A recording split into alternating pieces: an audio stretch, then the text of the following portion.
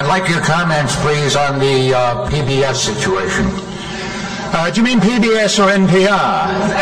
Either one.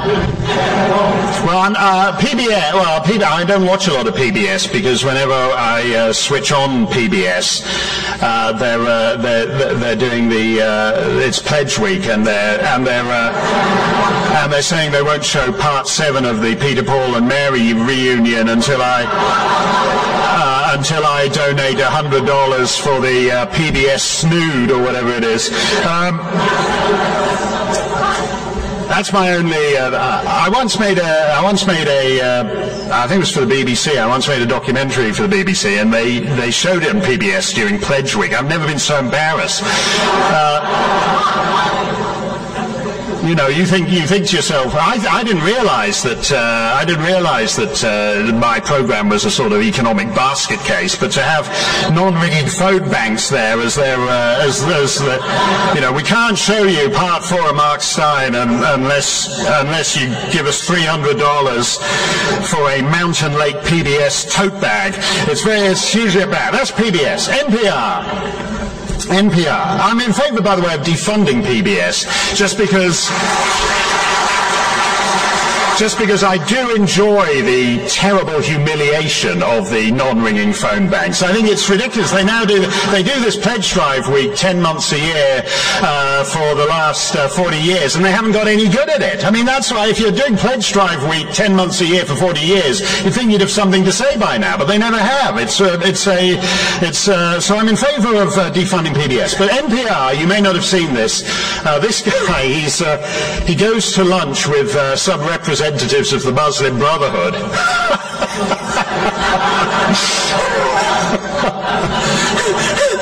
You'd be surprised. There's actually quite a lot of people in America who take their calls. But the guy at NPR did too.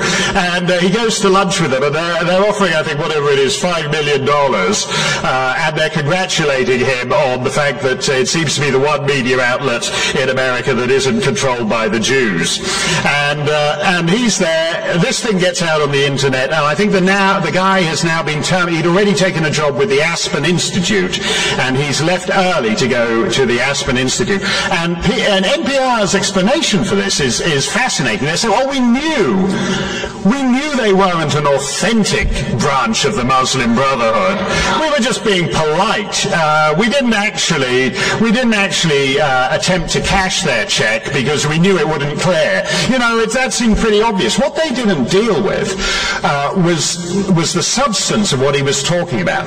This guy was going on about how he thinks Tea Partiers are racists, American conservatives are racists. He's making anti-Semitic remarks. He's with a guy from the. He's saying there, this idiot NPR executive is talking to these Muslim Brotherhood guys, and he's saying, "Oh, you know the trouble with the Tea Party is like they just want to control people's lives." He's saying this to the Muslim Brotherhood.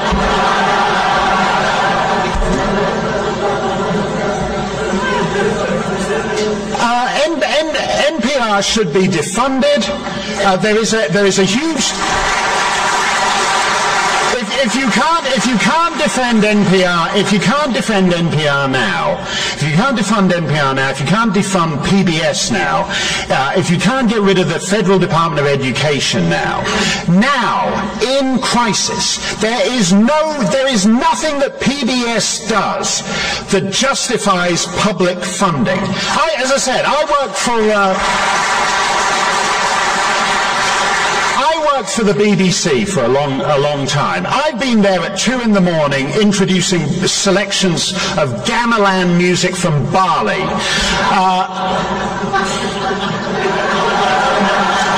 That's not where the big bucks are, frankly. There's nothing like that on NPR or PBS. Nothing whatsoever. If they can't make it in the real world, if they can't make it by getting all the people, all the people willing to pony up for a Diane Rehm tote bag, if they can't make their money with that, they should be out of business. And if we can't defund those now, we're never going to be able to.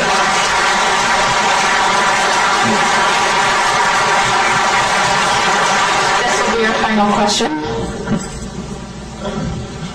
in your role as an astute political observer at a distance, who should the Republicans rally around in 2012? Well, everyone who passes through Hillsdale gets asked this question. Bill McGann was asked it the other day. I think actually, the Democrats are very worried about foreign interference in their elections, so I'm not even sure whether it's legal for me to make any suggestions, although one guy, I gave a speech in Massachusetts, and a guy held up a Mark Steyn for President placard, and in the other hand he had written in crayon an authentic Hawaiian birth certificate.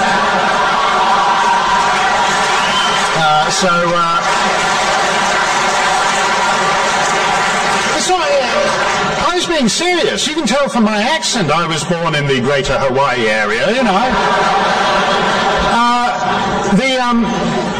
I would say this, to answer that seriously, I think they're a huge problem. I don't want a next guy in turn. The Republicans, when they do this thing where they nominate the guy whose turn it is, John McCain should never have been candidate, Bob Dole should never have been candidate. We pay a huge price for this. I'm tired. They're wonderful. They give great concession speeches. And if you want a candidate who gives a great concession speech, great, graceful, dignified concession speech, Bob Dole, John McCain, there you go, two guys. But I don't want that this time around because we can't afford it. That said, I agree with Milton Friedman that you can't wait to elect the right people to do the right thing. That is not in the nature of politics.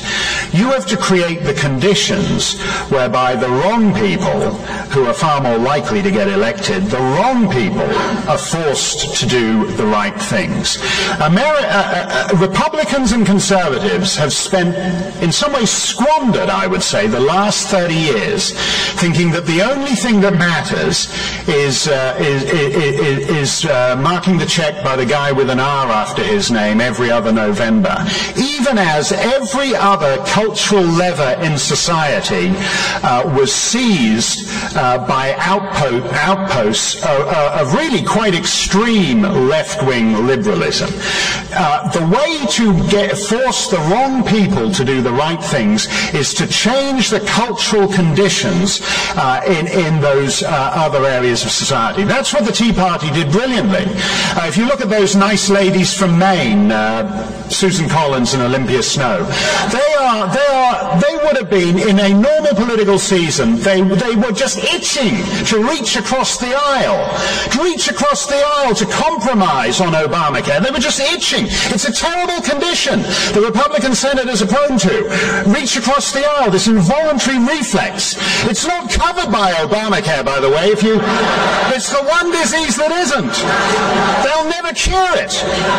Reach across the aisle. They're itching, reach across the aisle.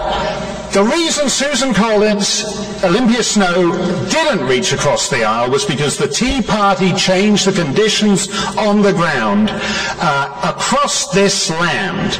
And that is the lesson to take from that. That if you change the broader political climate, then even the squishiest, jelly-spined Republican senator understands the realities out there and will go along with it. Take that Milton Friedman lesson. Rather than trying to elect the right people to do the right thing, in the end it's more effective to create the conditions on the ground whereby the wrong people are forced to do the right thing. Thanks very much indeed. Thank you.